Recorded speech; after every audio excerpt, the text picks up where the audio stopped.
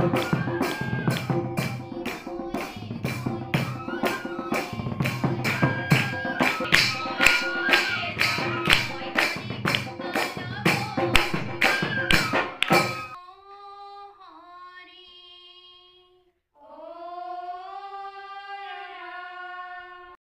শনিবাৰ আৰু দেওবাৰে প্ৰত্যেকটো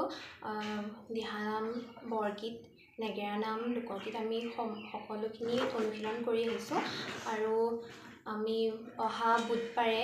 ঢেকিয়ালত প্ৰতিযোগিতা আছে দিহানামৰ তাত আমি অংশগ্ৰহণ কৰিম 9 ছেপ্টেম্বৰ তাৰিখে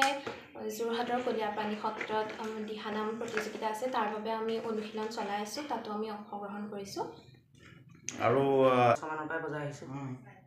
আৰু কি ক'বা তোমাৰ সমান যিসকল সমনীয়া আছে সেই সমনীয়াসকলক কি ক'বা হয় ইয়াত এনেকৈ ভাল লাগিছে সকলোৱে সমজুৱাভাৱে এনেকৈ ভাদ মাহত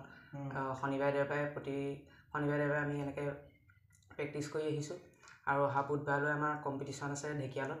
তাতো আমি যোগদান কৰিমগৈ মানে বিভিন্ন স্থানত তোমালোকে অনুষ্ঠান পৰিৱেশন কৰিবা হয় আমি চবতে অনুষ্ঠান পৰিৱেশন কৰিমগৈ হয় এতিয়া পবিত্ৰ ভাদ মাহ চলি আছে গুৰুজনাৰ তিথিসমূহ আহি আছে এই সময়ছোৱাত অসমৰ বিভিন্ন প্ৰান্তৰ তোমালোকৰ সমনীয়াসকলে যাতে যিসকলে আজিৰ দিনত এই সংস্কৃতিটোক লৈ পেলাই ইমান মানে কি চিৰিয়াছ নহয় তেওঁলোকক কি ক'বা